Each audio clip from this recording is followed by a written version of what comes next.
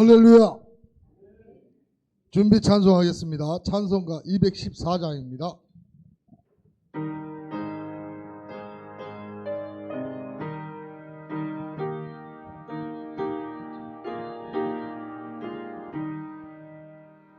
나 주의 도움 받고자 주 예수님께 빕니다. 그 구원 허락하시사 날 받아주소서. 내 모습 이대로 주 받아주소서. 날 위해 돌아가신 주 날 받아주소서. 큰 죄에 빠져 영주는 날 위해 피 흘렸으니 주 형상대로 빚으사 날 받아주소서. 내 모습 이대로 주 받아주소서. 날 위해 돌아가신 주 날 받아주소서.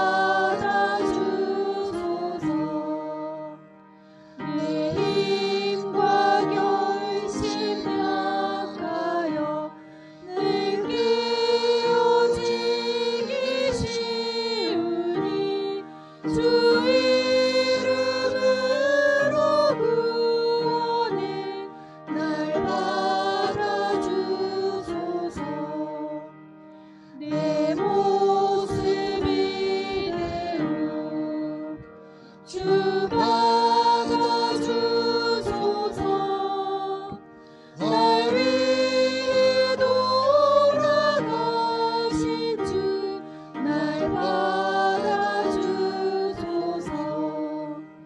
내 주님 서신 발 앞에 난 꿇어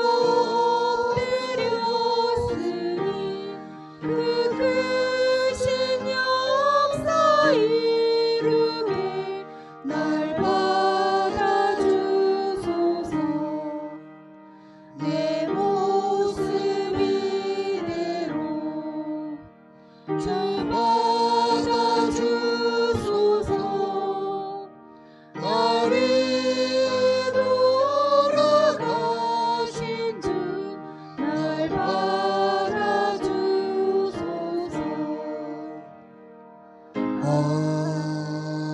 아멘.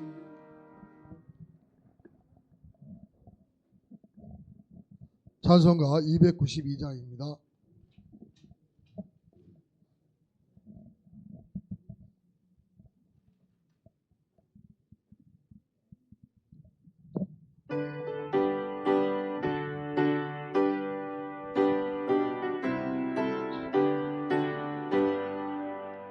주 없이 살 수 없네 죄인의 구주여.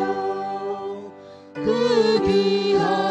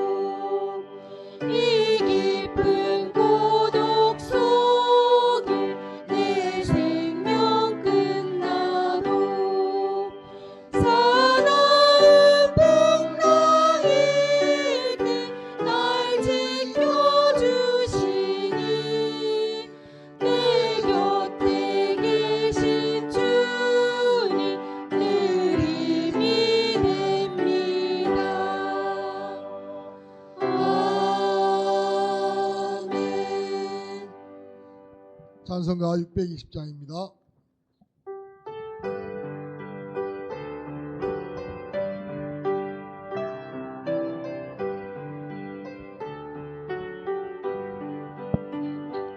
여기에 모인 우리 주의 은총 받은 자여라. 주께서 이 자리에 함께 계심을 아노라. 언제나 주님만을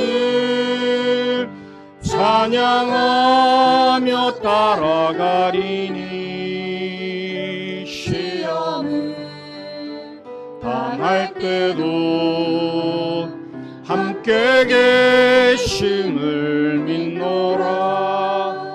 이 믿음도 굳세라. 주가 지켜주신다.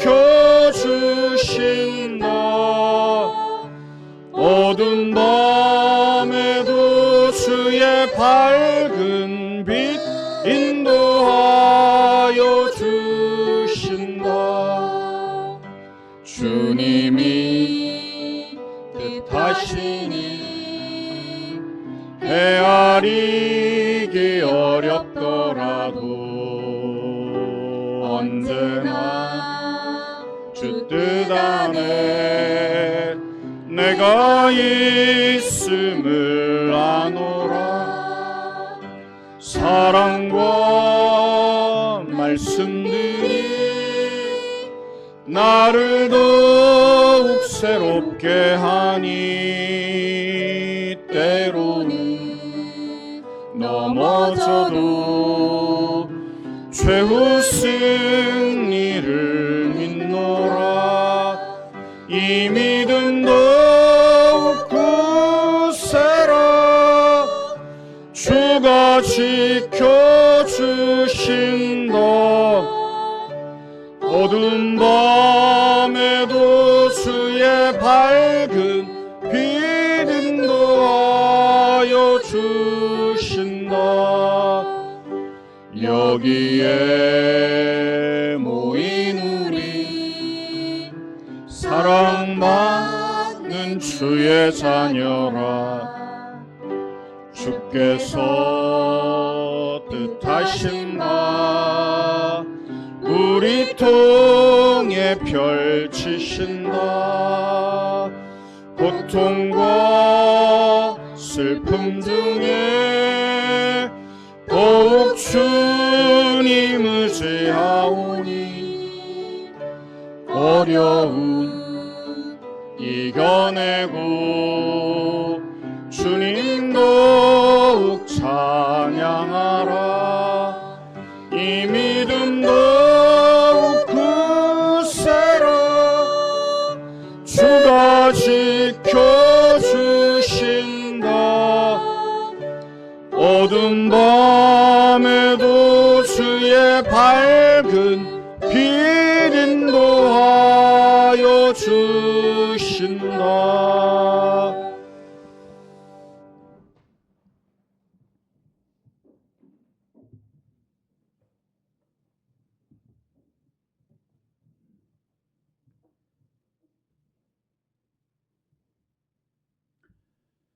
이 시간 우리 할렐루야 찬양대 찬양에 맞춰 기도하심으로 성령 강림 주일 하나님 앞에 예배드립니다.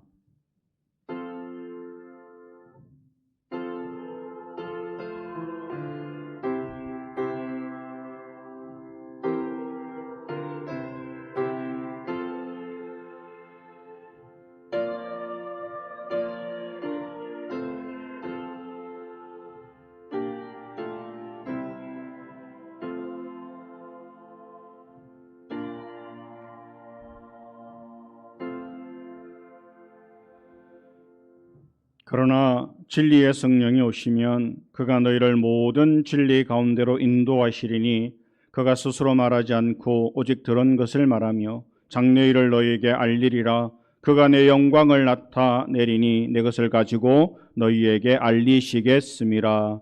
아멘. 예루살렘을 떠나지 말고 아버지께서 약속하신 것을 기다리라 분부하신 예수님의 말씀을 기억하면서 성령 강림 주일 예배를 드립니다. 성령의 감화 감동 안에서 드리는 우리의 기도가 주님 앞에서 분향함과 같이 되며 성령에 충만하여 들어올리는 우리의 손이 저녁 제사와 같이 향기롭게 하옵소서.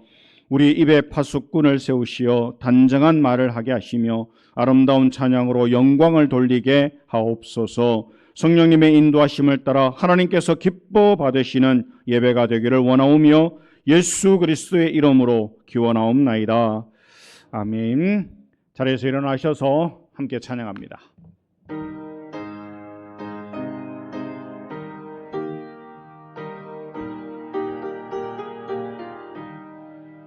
즐겁게 안식할 날 반갑고 좋은 날 내 마음을 편케 하니 즐겁고 기쁜 날 이날에 천하 만민 다 보좌 앞에서 참되신 삼위일체 다 찬송 부르세. 이날에 하늘에서 새 양식 내리네. 성회로 모이라고 종소리 울리네.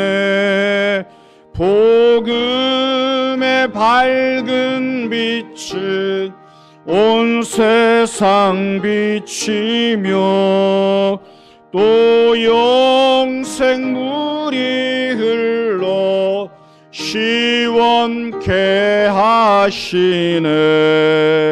이 주일 지킴으로 새 은혜 입어서 영원히 쉬는 곳에 다 올라갑시다.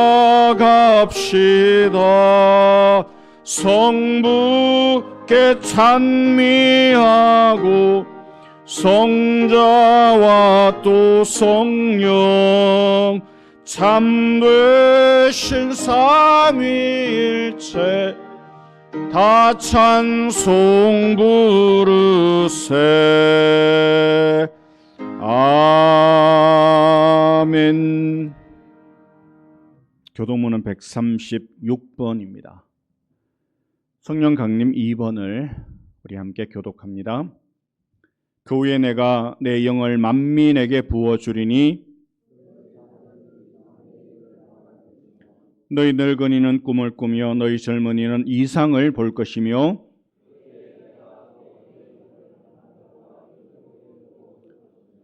내가 이적을 하늘과 땅에 베풀리니 곧 피와 불과 연기의 기둥이라.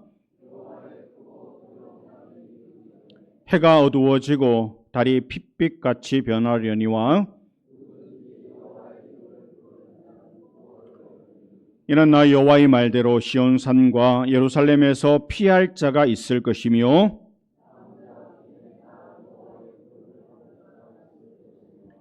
아멘. 사도신경으로 우리의 신앙을 함께 고백합니다. 나는 전능하신 아버지 하나님 천지의 창조주를 믿습니다. 나는 그의 유일하신 아들 우리 주 예수 그리스도를 믿습니다.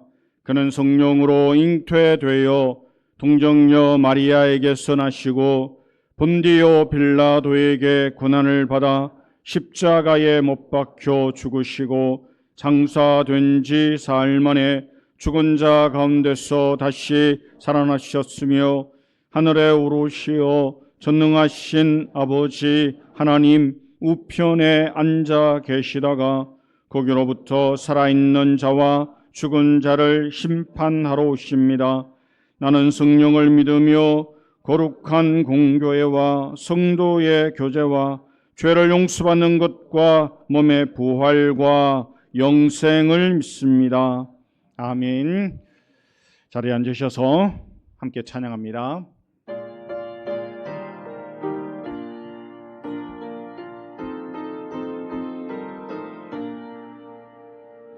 빈들의 마른 풀같이 시들은 나의 영혼, 주님이 약속한 성령 간절히 기다리네.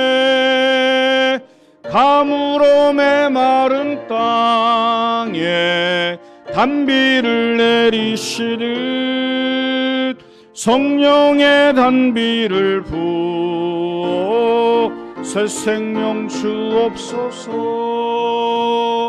반가운 빗소리 들려 산천이 춤을 추네. 봄비로 내리는 성령 내게도 주옵소서. 가물어 메마른 땅에 단비를 내리시듯 성령의 단비를 부어 새 생명 주옵소서. 절 따라 우로를 내려 초목이 무성하니 갈급한 내 심령 위에 성령을 부소서. 가물어 메마른 땅에 단비를 내리시듯 성령의 단비를 부어 새 생명 주옵소서. 참되신 사랑의 언약 어길 수 있사오랴. 오늘의 흡족한 은혜 주실 줄 믿습니다. 가물어 메마른 땅에 단비를 내리시듯 성령의 단비를 부어 새 생명 주옵소서. 아멘. 예배를 위해서 박종만 장로님 기도 인도하시겠습니다. 찬송을 받으시기를 원하시는 하나님 아버지, 지난 한 주일 동안도 우리의 삶과 일터를 은혜 가운데 지켜주시고 복된 삶을 살 수 있도록 하셔서 감사와 찬송을 올려드립니다. 오늘도 부족한 우리들을 성전으로 인도하시고 하나님께 예배드릴 수 있는 축복을 주셔서 감사합니다. 특별히 성령 강림 주일로 우리 모두가 기쁨과 정성으로 예배를 드리오니 하나님 이곳에 임재하여 주셔서 예배를 통하여 우리들에게 하늘의 신령한 생명의 양식들로 채워 주시옵소서. 말씀을 들음으로 깨닫고 변화되는 지혜와 믿음을 이 시간 내려 주시옵소서. 지난 한 주일 동안도 말씀에 순종하지 못하고 세상의 마음을 뺏겨 섬김과 행함이 없는 삶을 살았던 것도 있습니다. 우리의 연약함을 용서하여 주시고 예배를 통하여 다시 한번 회복과 치유의 은혜를 내려 주시옵소서. 간절히 기도드리옵기는 세우신 교회 공동체를 축복하여 주시옵소서. 기도하며 찬송하는 성도들로 이전을 가득 채워 주셔서 성령 충만함으로 하나님께서 주신 사명을 잘 감당하는 교회가 되도록 하여 주시옵소서. 육신적인 질병으로 입원해 있는 집사님들을 위로하여 주시고 속히 치유되고 회복되어서 함께 예배드릴 수 있는 은혜를 주시옵소서. 경제적인 어려움과 여러 가지 문제들로 하나님께 간절히 간구하는 성도들의 기도를 들어주시사 문제가 해결되어 감사로 모두가 영광 돌리게 하시옵소서. 특별히 우리의 자녀들을 믿음의 길로 인도하여 주셔서 말씀 가운데 살아가게 하시고 늘 예배의 자리에서 기도하게 도와주시옵소서.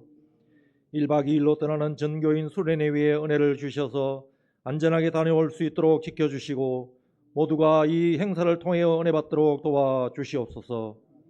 세우신 목사님을 축복하셔서 살아있는 생명의 말씀을 전하게 하시고 교회와 성도들을 선한 곳으로 인도하기에 부족함이 없도록 하시옵소서. 찬양으로 영광 돌리는 찬양대를 축복하시고 여러 곳에서 섬김과 헌신으로 봉사하는 성도들을 축복하시옵소서. 이 시간 온전히 예배에만 집중하게 주님 만나는 귀한 복된 시간 되도록 도와주시기를 원하오며 예수님의 이름으로 기도드렸습니다. 아멘.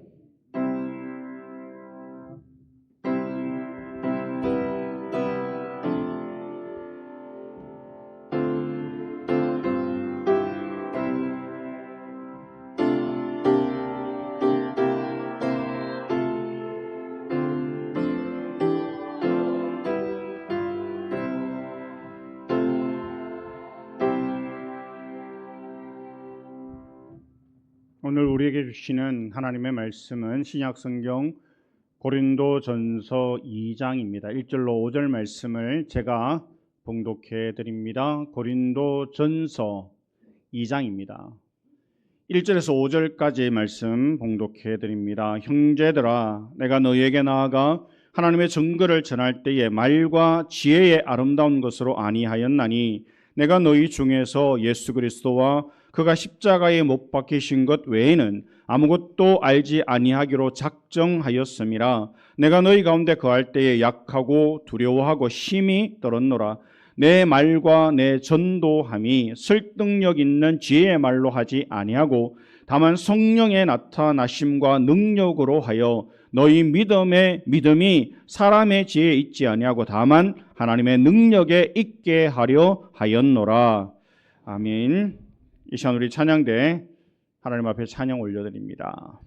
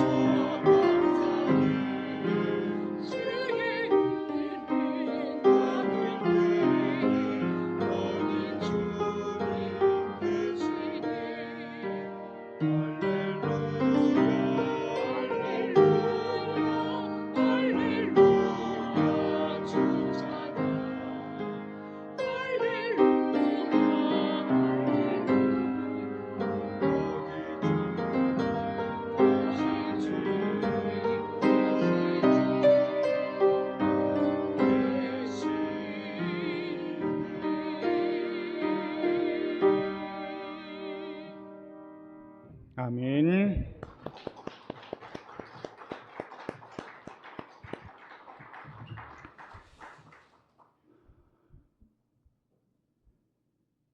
벌써 더운 계절이 되었습니다. 오늘도 거룩하고 아름다운 주일 주님 전으로 올라와 예배하는 우리 하나교회 모든 성도님들에게 하나님께서 허락하시는 크고 놀라운 은혜가 함께 하시기를 축원합니다.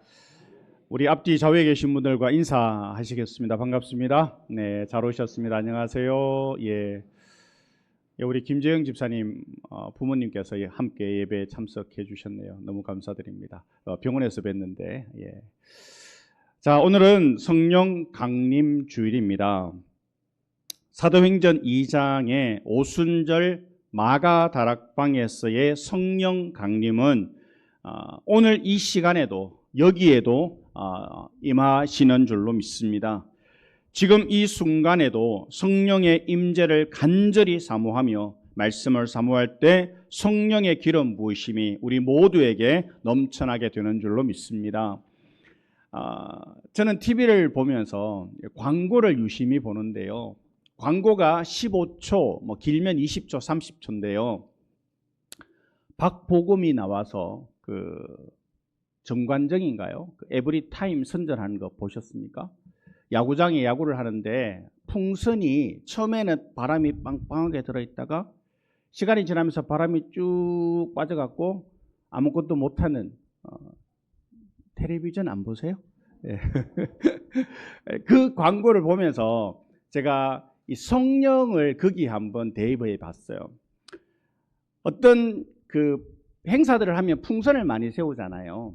그래서 처음에는 풍선에 바람을 막 넣어놓으면 풍선이 막 살아있는 듯 막 이렇게 생기가 있는데 시간이 지나면 어떻게 돼요?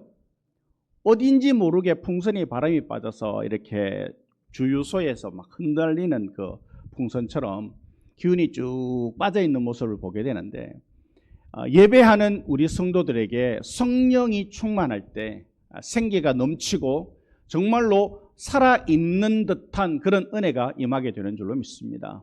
그런데 성령이 소멸되잖아요. 그러면 바람 빠진 풍선처럼 아무것도 할 수 없는, 서 있지도 못하는 그런 풍선이 되고 만다라는 거예요. 우리가 왜 이 성령 강림 주일에 하나님의 성령을 사모해야 되냐 하면 나의 힘만으로 할 수 없는 이 믿음의 삶을 성령께서 우리 안에 역사하실 때 우리는 그런 은혜 충만한 성령 충만한 믿음의 삶을 살아가게 되는 줄로 믿습니다.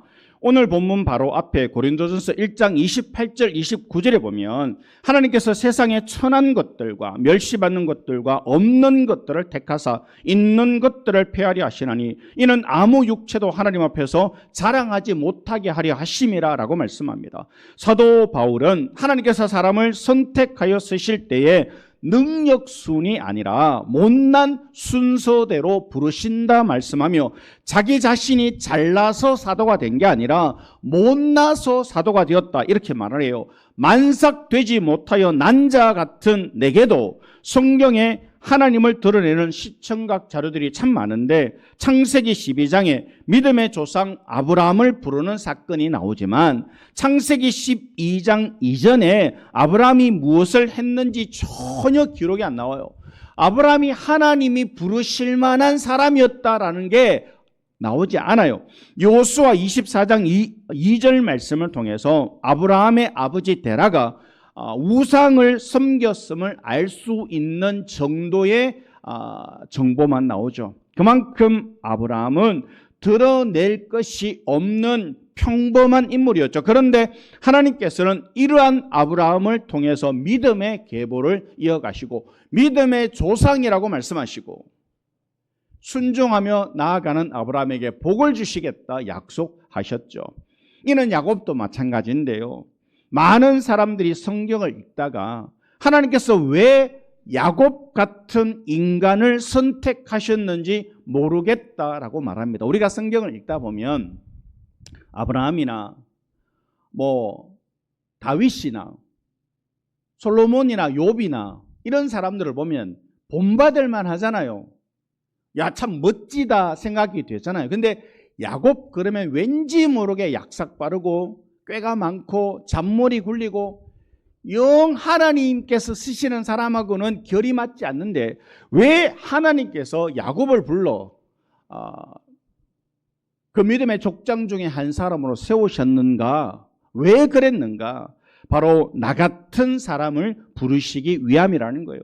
야곱을 부르셨다면 나 같은 인간도 하나님은 부르실 수 있다라는 그 시청각 자료로 야곱을 쓰고 계시죠.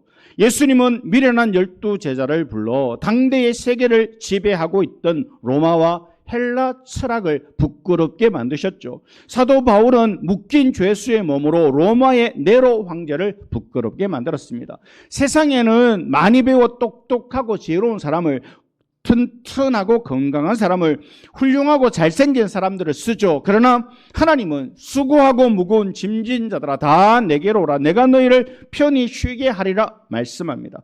성경의 위인들을 보면 대단한 것 같지만 우리와 다 비슷하죠. 약하여 넘어지고 두려움에 근심하고 때로는 공포에 떠는 서글픈 모습들을 하고 있습니다. 하나님은 결코 대단한 사람들만 쓰신 분이 아니죠. 우리 같이 약하여 넘어지는 사람, 두려워 떠는 사람들에게 은혜를 주시고 그런 사람들을 불러 쓰시기를 기뻐하시는데, 그 약한 사람들, 그 미련한 사람들, 그 보잘것없는 사람들을 그냥 쓰시는 게 아니라 그들에게 성령을 부어주셔서 바람 빠진 그 인형에 바람이 빵빵하게 들어가도록 성령을 부어주셔서 하나님은 하나님의 일을 감당케 하셨음을 성경은 우리에게 말씀하고 있습니다. 똑같이 기도하는데 어떤 사람은 하나님을 만나 응답받고 복을 받는데 왜 어떤 사람은 계속 실패할까요? 똑같이 예배드리고 신앙생활을 하는데 어떤 사람은 능력이 있고 영향력 있는 삶을 살고 왜 어떤 사람은 늘 넘어지고 무기력한 삶을 살아가게 될까요? 왜 같은 공간 안에서 예배하는데 왜 똑같은 공간 안에서 기도하는데 누구는 응답받고 누구는 응답받지 못하고 누구는 예배 시간에 은혜 받고 누구는 은혜가 충만한 세상 가운데 승리의 삶을 사는데 왜 누구는 하나님의 능력이 나타나지 않고 하나님의 은혜가 나타나지 않는 삶을 살까요? 이는 지식이 모자라서, 어떤 사람들은 지식이 모자라서 실패한다라고 생각하죠.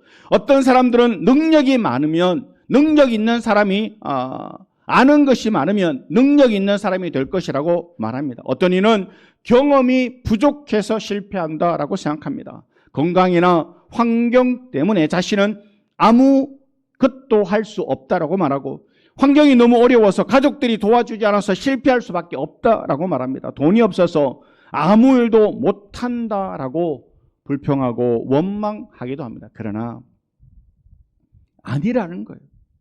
지식이나 돈이나 경험이나 넉넉한 환경은 신앙생활의 승리, 능력 있는 삶, 성공적인 삶과는 아무런 관계가 없다라는 거예요. 오히려 못 배운 사람이, 오히려 가진 것이 없는 사람이, 오히려 건강이 약한 사람들이 하나님 앞에 엎드려 기도하고 하나님이여 나에게 성령의 능력을 더해달라 기도할 때 정말 보잘것없는 사람이, 못 배운 사람들이, 연약한 사람들이 성령의 능력으로 위대한 일을 할 수 있음을 보여주는 것이 하나님의 말씀이죠.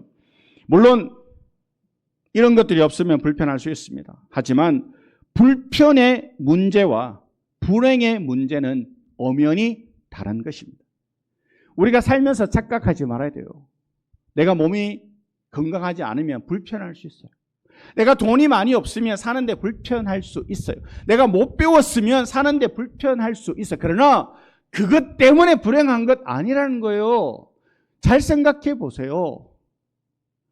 건강하지 않으면 불행해야 돼요? 돈이 적으면 불행해야 돼요? 내가 배운 게 적으면 불행해야 돼요? 그렇지 않더라라는 거예요. 불편하다고 불행해지는 것 아니라는 거예요. 행복한 신앙생활, 능력 있는 성도의 삶과 환경은 별개의 문제더라라는 거예요. 내가 없어서, 내가 부족해서, 내가 연약해서 하나님 앞에 기도하고 은혜를 구하고 성령의 충만을 구했더니 하나님이 나에게 성령의 충만을 주실 때 세상이 줄 수 없는 은혜와 기쁨을 누리고 살아가게 되는 줄로 믿습니다. 자신의 지식이나 경험, 자신의 환경을 의지하다가 실패하는 경우가 더 많죠. 더욱이 우리가 복음을 전할 때 나 자신의 조건은 오히려 걸림돌이 될 뿐입니다. 그러므로 영적인 일은 영적인 힘으로 하는 것이지 세상적인 조건으로 하는 게 아니더라라는 거예요. 우리가 신앙생활하면서 내가 돈이 많으면 참 좋겠죠. 내가 건강하면 좋고 내가 여러 가지 달란트가 많으면 좋겠지만 그러나 하나님의 일들은 그런 것들로 하는 게 아니더라라는 거예요. 나보기에 별것 없는 저 사람이 정말 믿음 안에서 최선을 다해서 하나님을 섬기고 나보기에 별것 없는 사람이 정말 하나님 주신 달란트로 열심히 교회를 섬기는 모습들을 보면 능력이 있어서 달란트가 많아서 물질이 많아서 하나님의 일을 하는 게 아니더라라는 거예요. 내가 하나님의 은혜로 충만할 때, 성령이 내 안에서 충만할 때 우리는 하나님의 놀라운 일들을 감당하는 성령 충만한 은혜의 삶을 살아가는 줄로 믿습니다. 3절에 우리가 이해하기 힘든 말씀이 나오죠. 내가 너희 가운데 거할 때 약하고 두려워하고 심히 떨었노라. 무엇이 사도 바울을 이토록 두렵게 만들고 약하게 만들었을까? 바울을 괴롭히던 육신의 질병 때문에, 외모의 컴플렉스 때문에, 말이 어눌해서 미리 겁을 먹은 것이라 추측하기도 합니다. 핍박을 두려웠기 때문이라고, 돕는 성도들이 모자라 고독감에 빠졌기 때문이라고, 또는 고린도라는 도시 위용에 주눅이 들었을 것이라고 추측하죠. 그러나 이 모든 것은 다 쓸데없는 추측에 불과하죠. 이는 모두가 다 성도의 능력과 당당함이 어디에서 오는지를 모르기 때문에 하는 말이라는 거예요. 왜 신앙의 슬럼프가 자꾸 올까? 왜 신앙의 갱년기가 올까? 전에는 교회만 가도 기뻤는데, 전에는 예배만 드려도 은혜가 넘쳤는데, 말씀만 들어도 눈에 눈물이 맺히고, 주여 한번 불러도 가슴에 감동이 왔는데 왜 지금은 안 될까? 왜 그럴까? 예전보다 믿는 환경은 더 좋아졌고, 예전보다 예배드리는 환경은 훨씬 더 좋아졌는데 왜 그 옛날 천막 치고 돗자리 깔고 그 불편한 곳에서 예배드릴 때 그 은혜와 그 성령의 감동하심과 그 열정이 왜 없어졌느냐?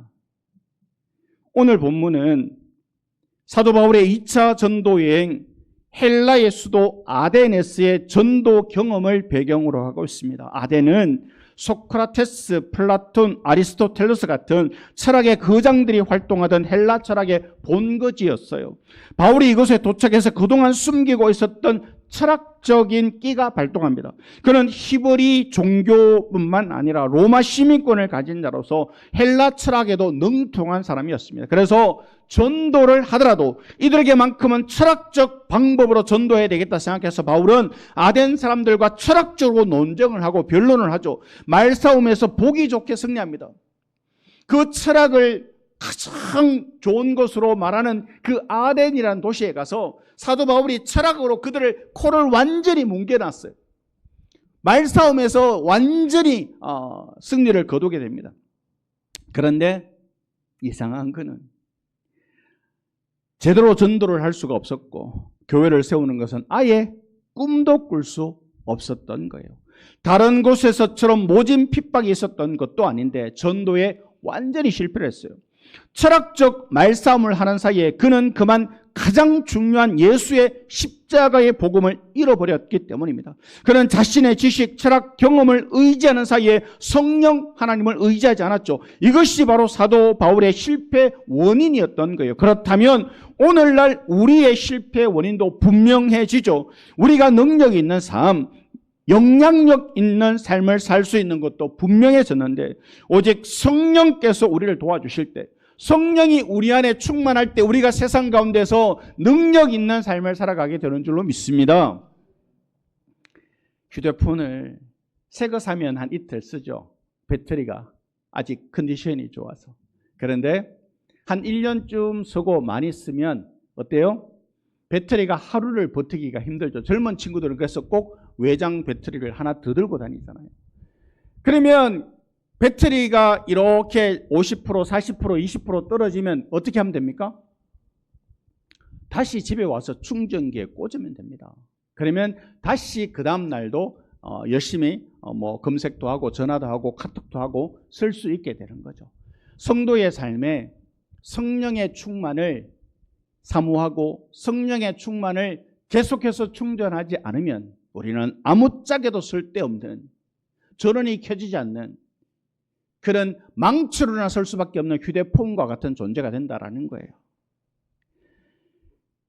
하나님께서, 성령께서 우리 안에 충만하게 역사하셔야만 성도로서의 삶을 살아가게 되는 줄로 믿습니다.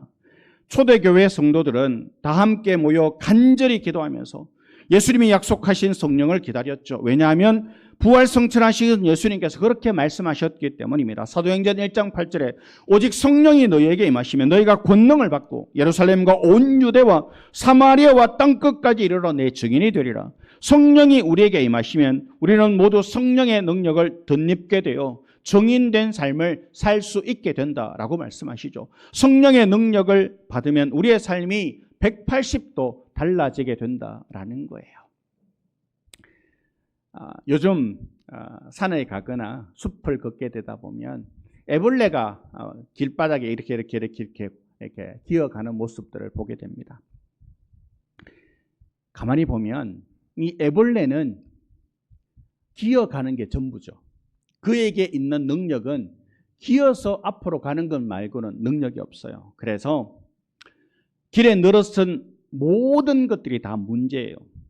앞에 있는 작은 돌덩이도 문제고, 냇가도 문제고, 앞에 있는 막대기도 문제입니다.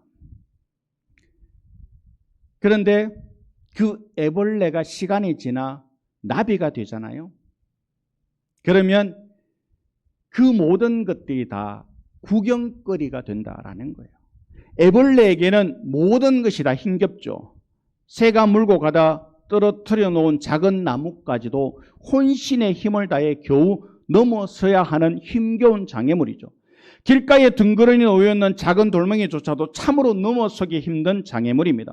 앞길을 가로막은 작은 시냇물은 결코 넘어설 수 없는 장애물이죠. 그런데 시간이 되어 나비가 되고 나면 그 모든 것들이 조금도 문제가 되지 않습니다. 더 이상 넘어설 수 있는 장애물이 아니라 편안하게 날아가며 둘러보는 구경거리가 된다는 거예요. 나비는 하늘을 날 수 있는 능력을 얻었기 때문이라는 거예요. 애벌레였을 때 온몸으로 기어갈 때는 나무 조각 하나, 돌 하나, 웅덩이 하나, 참으로 건너기 어려운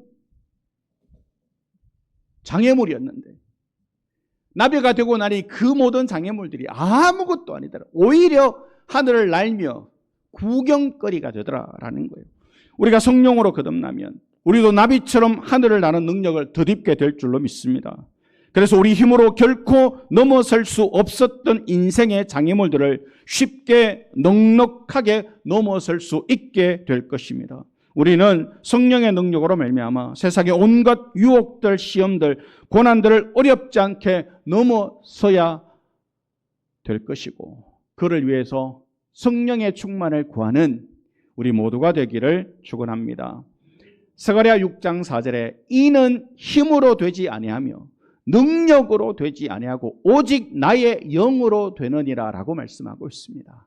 우리가 하나님의 성령으로 충만하지 않으면 우리는 세상에서 살아가는 모든 삶이 장애물이요, 모든 삶이 방해물이요, 모든 삶이 은혜요, 시험거리요, 이길 수 없는 문제들이지만, 그러나 하나님의 영으로 충만할 때 그 모든 것들이 구경거리로 전락하게 되는 엄청난 은혜가 있게 되는 줄로 믿습니다. 우리가 진정 하나님의 영, 성령의 도우심을 받기 위해서 반드시 해야 할 일이 있는데, 첫 번째로 우리는 버려야 할 것들을 버려야 한다는 거예요. 사도 바울은 아덴의 실패를 통해서 큰 결단을 하게 됩니다. 신앙의 신비, 전도의 신비를 깨닫게 된 줄, 그리스도인의 참된 힘이 무엇인지를 새롭게 깨닫습니다. 그래서 사도 바울은 이렇게 선언하죠. 1절에 형제들아, 내가 너에게 나아가 하나님의 증거를 전할 때 말과 지혜의 아름다운 것으로 아니하였나니, 사도 바울은 다시는 아덴의 실패를 되풀이하지 않기 위해서 고린도에서는 말과 지혜의 아름다움을 사용하지 않겠다라고 말하죠. 논쟁에서 이겼다고 해서 그들이 승복하는 것 아니었죠. 삶이 없는 말은 아무런 능력이 없습니다. 불신자가 읽을 수 있는 유일한 성경은 바로 성도의 삶이라는 거예요.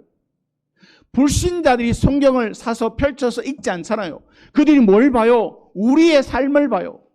아, 예수 믿는 사람 저렇게 사는구나. 아, 예수 믿는 사람 저렇게 사는구나. 그리고 그들이 우리를 통해서 하나님을 본다라는 거예요. 그래서 바울은 1절에 이어 본문 4절에서도 똑같은 결심을 하죠. 내 말과 내 전도함이 설득에 있는 지혜의 말로 하지 아니하고 전도에서 모든 신앙생활에서 내 것을 드러내고 나를 자랑하면 실패하게 되죠. 은혜가 안 됩니다. 오히려 다른 사람들에게 상처를 주죠. 그러므로 이제 우리도 사도 바울처럼 그리스도를 위하여 내게 유익하던 것을 다 해로 여기고 배설물처럼 여기고 모든 것을 다 버리겠노라 선포해야 됩니다. 오늘 이 시간 하나님 앞에서 예수 그리스도의 제자답게 내가 먼저 버려야 할 것들을 온전히 버리겠노라 믿음의 결단이 있는 우리가 되시기를 소원합니다. 내 것을 자랑할 때, 내 것을 의지할 때 우리는 하나님의 능력이 나타나는 삶을 못 살아요. 이는 힘으로 능력으로 되는 것 아니라 오직 하나님의 영으로 된다라고 말씀하잖아요. 그러니 내게 있는 내가 소중하다라고 생각하는 것들을 버리는 그런 믿음의 결단이 있어야, 그래야 거기에 하나님의 영이 충만하게 임하게 되는 줄로 믿습니다. 두 번째로 우리는 예수 그리스도의 십자가를 전해야 됩니다. 사도 바울의 결단, 성도의 능력, 복음 전도의 가장 탁월한 유일한 무기는 2절에 내가 너희 중에서 예수 그리스도와 그의 십자가에 못 박히신 것 외에는 아무것도 알지 아니하기로 작정하였습니다. 복음 전도에서 달변이나 설득은 아무런 소용이 없습니다. 오직 예수 그리스도의 십자가만을 전해야 됩니다. 사도 바울이 고린도에 와서 피 묻은 예수님의 십자가 복음을 전했더니 거기에서 하나님의 기적이 일어났죠. 굳은 심령들이 부서지고 기적이 일어납니다. 교회가 세워집니다. 죄인들이 회개하고 돌아옵니다. 드디어 도시가 변화되기 시작한 것이죠. 예수 그리스도의 십자가의 복음이 능력이었던 거예요. 십자가 안에 의롭게 하는 능력이 있어 우리가 의를 얻게 됩니다. 십자가 안에 하나님의 자녀가 되게 하는 능력이 있어서 하나님의 자녀가 되는 권세를 누리게 됩니다. 십자가 안에 성결하게 하는 능력이 있어서 영원한 생명을 얻게 되죠. 십자가 안에 승리하게 된 능력이 있어서 오늘도 우리는 사탄과의 영적 전투에서 넉넉하게 승리하게 되는 줄로 믿습니다. 십자가 안에 능력이 있죠. 십자가는 철학이 아니라 능력입니다. 내가 너희 중에서 예수 그리스도와 그의 십자가에 못 박히신 것 외에는 아무것도 알지 아니하기로 작정하였습니다. 사도 바울은 기독교를 파는 외판원이 아니라 복음이신 예수 그리스도를 전하는 대사였죠. 갈라디아서 6장 14절에 그러나 내게는 우리 주 예수 그리스도의 십자가 외에 결코 자랑할 것이 없나니 그리스도로 말미암아 세상이 나를 대하여 십자가에 못 박히고 내가 또한 세상에 대하여 그러하니라. 모든 신앙의 중심은 예수 그리스도입니다. 사도 바울이 전하고자 했던 것 오직 예수 그리스도뿐이었죠. 아덴에서 자신의 지혜를 활용하여 철학적으로 복음을 전했으나 그는 그곳에서 철저히 실패합니다. 그러나 그리스도의 십자가만을 전했더니 고린도가 바뀌었어요. 교회가 세워지고 성도들이 모이고 그 성도들로 말미암아 그 타락했던 도시 고린도가 변화되어지더라라는 거예요. 무엇 때문에? 십자가의 복음 때문에. 오늘 우리의 삶 가운데 무엇이 나를 변하게 하느냐? 그 십자가의 보혈의 피, 그 십자가의 복음이 오늘 우리의 삶을 변화시키는 줄로 믿습니다. 세 번째로 우리는 오직 성령의 능력을 의지해야 됩니다. 오늘 본문이 말하는 또 다른 성도의 능력, 복음 전도의 원동력, 성도의 파워가 여기에 있죠. 4절 5절에 내 말과 내 전도함이 설득력 있는 지혜의 말로 하지 아니하고 다만 성령의 나타나심과 능력으로 하여 너희 믿음이 사람의 지혜에 있지 아니하고 다만 하나님의 능력에 있게 하려 하였노라 말씀합니다. 천국과 지옥을 우리가 어떻게 설명할 수 있을까요? 사람이 영원히 형벌받게 될 죄인이라는 것을 우리가 어떻게 가르칠 수 있을까요? 예수님께서 십자가에 돌아가신 것은 바로 당신 때문이라는 것을 우리가 어떻게 설득할 수 있습니까? 예수님은 당신의 유일한 구세주, 주님, 하나님의 아들이란 이 진리를 우리가 도대체 무슨 말로 설명할 수 있습니까? 예수 그리스도 그분은 죽었으나 사흘 만에 무덤 문을 열고 부활하셨다는 사실을 우리가 어떻게 믿게 할 수 있느냐라는 거예요. 지금까지 살아오던 모든 인생의 가치들을 포기하고 하나님께 무릎 꿇고 경배하도록 우리가 어떻게 만들 수 있느냐? 누가 무슨 힘으로 어떻게 할 수 있습니까? 오직 성령의 능력으로, 오직 성령의 능력으로만 할 수 있다라고 성경은 말씀하고 있습니다. 성령님이 임하시면 믿어져요. 안 믿고 싶어도 저절로 믿어지죠. 단순하게 복음을 전했는데 별것 아닌 말씀 같은데 눈물이 핑 돌고 가슴이 찡해져 예수를 믿게 되고 하나님을 아버지로 부르기 시작하고 이것이 바로 성령의 능력이라는 거예요. 때로는 강팍한 심령을 무너뜨리기 위해 성령님이 나타나시죠. 은사가 나타나고 표적이 나타나고 기적이 나타납니다. 이것을 오늘 본문은 성령의 나타나심이라고 표현하고 있습니다. 우리는 말로 그들을 설득할 수가 없어요. 우리는 말로 그들에게 복음을 전할 수가 없어요. 우리는 노력해서 우리의 삶이 변해지지 않더라는 거예요. 그런데 성령이 나에게 임하고 나니까 그전에는 그런 은혜가 없었는데 말씀이 눈에 들어오고 말씀이 귀에 들려오고 내가 이렇게 살아야지 라는 생각이 들고 이 모든 게 성령께서 하시는 역사인 줄로 믿습니다.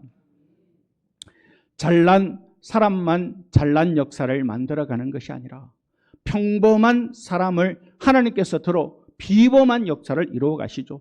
이것이 하나님의 뜻입니다. 성경적 사역의 원리죠. 바로 여기에 우리 모두의 믿음이 있고 배짱이 있습니다. 그렇다면 어떻게 이런 일이 가능하냐? 오직 성령의 능력으로 가능하다라는 거예요. 사사기를 보면 여러 사사가 나오잖아요. 그 중에 분량이 가장 많은 게 삼손인데 이 삼손에게 하나님의 영이 임했을 때 삼손이 갑자기 하나님의 영으로 충만해서 맨손으로 사자를 찢어요. 그리고 결박했던 밧줄을 아무것도 아닌 것처럼 끊어버려요.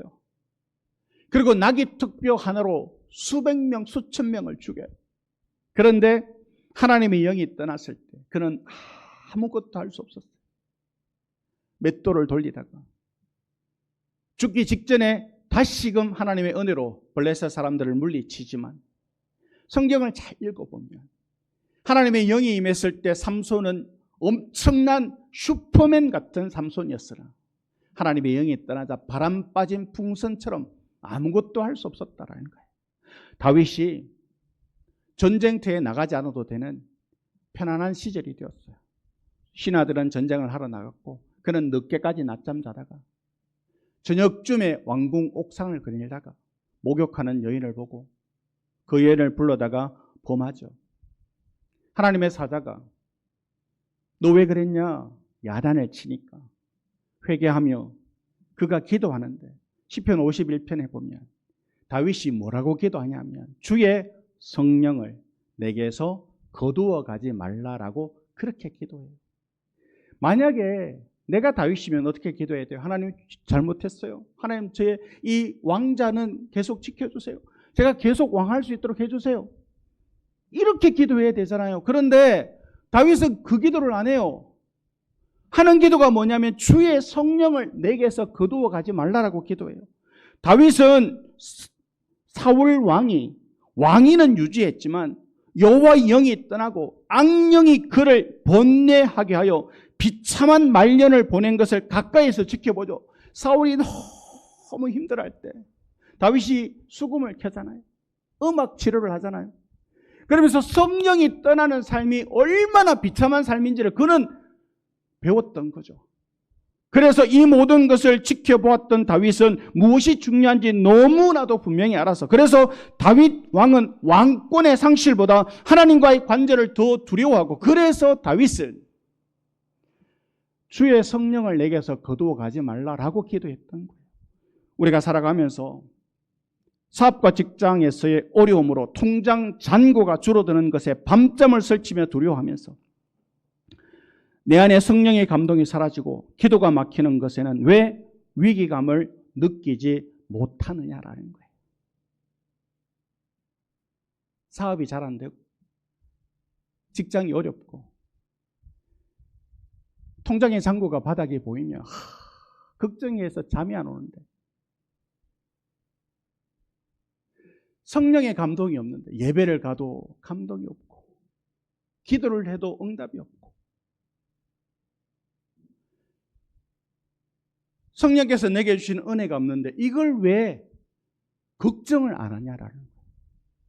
우리가 어디 아프면 이 병원도 가고 저 병원도 가고 누가 좋다 그러면 보약도 해먹고 민간요법 뭐가 좋다 그러면 진해도 갈아서 마셔보고 별짓을 다 하는데 왜 내가 예배하는데 은혜가 없고 내가 기도하는데 응답이 없고 내가 하나님을 섬기는데도 감동이 없는데 성령이 내게서 떠난 것 같은데 외형적인 평판보다 내면의 성령 충만을 잃어버리면 이것이 진짜 위기인데 왜 통장에 잔고가 있다고 아무렇지도 않게 살아가려고 하냐라는 거예요. 사도 바울은 자신의 능력으로 복음을 전한 게 아니라 성령의 능력으로 복음을 전할 수 있었다 말하잖아요. 아단에서 철저히 실패하고 고린도에 와서 내가 아무것도 내 지혜로 말하지 않고 오직 십자가의 복음 그 십자가의 복음만 전했는데 그 타락한 도시 고린도에 교회가 세워지고 하나님의 능력이 나타났다. 똑같이 왕이었으나 사울 왕의 길이 있고 다윗 왕의 길이 있죠. 둘 다 범죄하였으나 사울은 사람의 눈을 의식했고 다윗은 하나님의 눈을 의식했죠. 하나님의 영이 떠나가면 자신은 아무것도 아님을 다윗은 알았던 거예요. 오늘을 살아가는 우리에게 가장 중요한 것은 성령의 충만, 성령의 역사하심이죠. 내가 하는 것 같지만 하나님께서 도와주시면 아무것도 아니라는 것을 아는 게 너무너무 중요하다. 내가 열심히 해서 된 게 얼마나 많습니까? 내가 노력해서 된 게 얼마나 많습니까?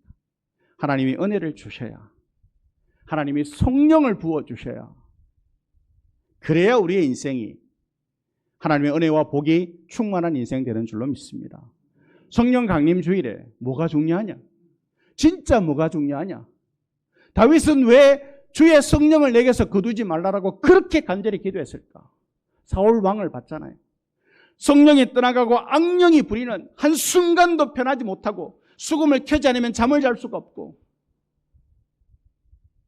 왜 성령이 나에게서 다 소멸돼요? 바람 빠진 풍선처럼 아무런 감동이 없는데 왜 성령 충만한 사람처럼 속이고 성령 있는 것처럼 흉내내고 그렇게 신앙생활 하느냐? 신앙생활 가운데서 정말 중요한 것은 성령의 충만이고 하나님의 영이 우리 안에 가득할 때 애벌레는 가지 못했던 그 길을 나비가 되어 훨훨 날아갈 수 있었던 것처럼, 아덴에서 실패했던 사도 바울이 고린도에서 복음을 전하고 승리했던 것처럼 다시금 성령의 충만함으로 하나님의 놀라운 은혜로 우리의 삶 가운데 날마다 승리하는 우리 모두가 되시기를 말씀을 의지하여 축원합니다. 하나님 아버지, 성령 강림 주일입니다. 마가의 다락방에서 성령께서 임했을 때 두려워했던 제자들이 나아가 복음을 전하고 초대교회의 놀라운 역사가 일어났던 것처럼 하나님, 오직 성령으로, 오직 성령의 충만함으로 이런 일들이 일어남을 오늘도 성경은 말씀하고 있습니다. 2026년 성령 강림 주일을 맞이하며 하나님, 내게 있는 것 사라지는 것으로 안타까워하지 않게 도와주시고 성령이 소멸되는 것 두려워하게 도와주시고 성령의 충만을 구하며 성령의 능력으로 세상 가운데 넉넉히 믿음으로 승리하는 삶 사는 우리 모든 성도 되게 하여 주옵소서. 감사드리며 예수님 거룩하신 이름으로 기도합니다. 아멘. 우리 함께 찬양합니다.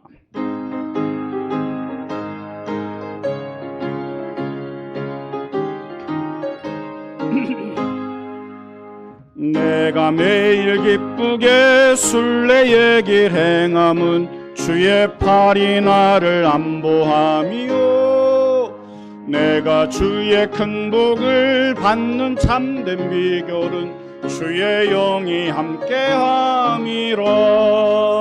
성령이 계시네, 할렐루야, 함께하시네. 좁은 길을 걸으며 밤낮 기뻐하는 것 함께함이라. 전에 죄에 빠져서 평안함이 없을 때 예수 십자가의 공로 힘이로 그 발 아래 엎드려 참된 평화 얻으면 주의 영이 함께함이라. 성령이 계시네, 할렐루야, 함께하시네. 좁은 길을 걸으며 밤낮 기뻐하는 곳 주의 영이 함께함이라. 나와 동행하시고 모든 염려하시니 몸 같이 기쁘다. 내가 기쁜 마음으로 주의 뜻을 행함 주의 영이 함께함이라.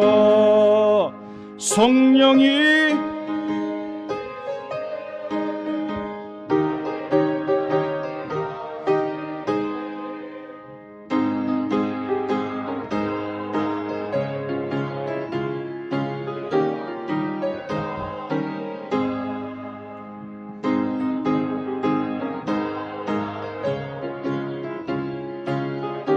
이미 못을 박았네.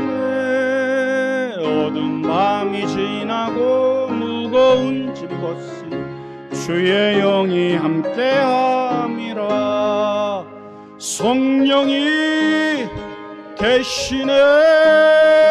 할렐루야 함께하시네. 좁은 길을 걸으며 밤낮 기뻐하는 곳 주의 영이 함께함이라. 아멘. 드린 예물 위해서 함께 기도드립니다. 성령 강림 주일에 부족한 저희들이 은혜로 성령의 9가지 열매를 맺게 하심을 감사하며 예물을 드립니다. 교회를 섬기며 재물과 권리를 마음에 담지 않게 하시고 교회에 속한 모든 기관들이 날마다 성령의 충만함과 인도하심을 받게 하여 주옵소서. 보화가 있는 곳에 마음이 있다 하셨으니 예물을 드리는 마음마다 천국이 임하게 하옵소서. 11조를 드리며 여러 제목으로 예물을 드립니다. 드리는 성도들의 손길을 기억하셔서 가정마다 주의 평안과 사랑을 충만케 하여 주옵소서. 이 예물이 주님께만 영광이 되고 저희에게는 주님만 소망하는 하늘의 통로가 되게 하여 주옵소서. 강단에 물을 올리는 손길과 보이지 않는 곳 방송실에서 반주로 안내로 찬양으로 예배를 섬기는 모든 성도들의 삶의 축복의 통로를 활짝 열어 주시옵소서. 만복의 근원이 되시는 예수님의 이름으로 축복하며 기도하옵나이다. 아멘.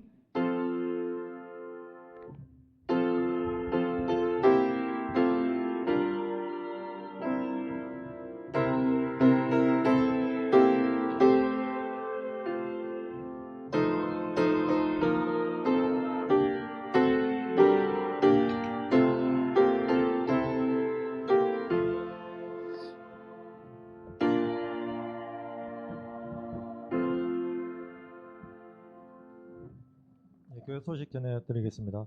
오늘은 성령 강림 주일로 지켰습니다. 항상 깨어 기도하고 예배에 적극적으로 참여하여 성령 충만한 성도 되시기를 바랍니다. 오늘 낮 예배 후부터 25일까지 1박 2일 정교인 수련회로 하동 방아섬을 다녀옵니다. 안전하고 은혜롭게 다녀올 수 있도록 기도해 주시기 바라겠습니다. 오늘 찬양 예배와 월요일 새벽 기도회는 정교인 수련회 관계로 인해 모이지 않도록 하겠습니다. 다음 주일 찬양 예배는 5주차 친교주일로 지킵니다. 각 구역들은 미리 준비해 주시기를 바라겠습니다. 가정의 달 5월입니다. 성도들이 가정에 주의 은혜로 평안하도록 새벽 기도와 금요 기도에 나와 함께 기도하시기를 바라겠습니다. 이광윤 집사님께서 성안동 효자실버 요양병으로 옮기셨습니다. 우리 용건 집사님과 이광윤 집사님 입원해 있는 분들을 위해서 기도해 주시기를 부탁드리겠습니다. 정교인 수련회에 참조해 주신 분들께 감사를 드립니다. 성경 1독으로 이재미 권사님 2독을 하셨습니다. 광고 이상입니다. 오늘 수련회를 떠납니다. 점심 식사는 김밥을 준비했고요. 가시지 않는 분들은 하나씩 받아가시면 감사하겠고요. 수련회 함께 가시는 분들은 식당에서 식사하시고 1시에 버스에 탑승하도록 하겠습니다.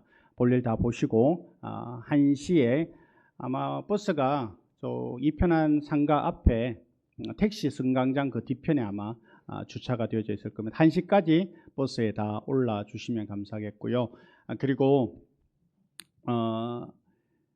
아무리 좋아도 누군가 다치면 수련회가 사실은 시험에 듭니다. 다치지 않도록 특별히 자녀들과 함께 가는 가정에서는 자녀들을 잘 케어해 주시고 또 우리 어르신들도 잘 부축해 드리고 하셔서 한 사람도 다치지 않고 안전하게 은혜롭게 잘 다녀올 수 있도록 기도해 주시면 감사하겠습니다. 우리 시간은 충분한데요. 어쨌든 좀 서둘러 주셔서 1시까지 버스 타는데 이렇게 어려움이 없도록 식사하시고 또 개인 소지품 챙기시고 잘 챙겨주시면 감사하겠습니다. 일어나셔서 우리 함께 찬양하시겠습니다.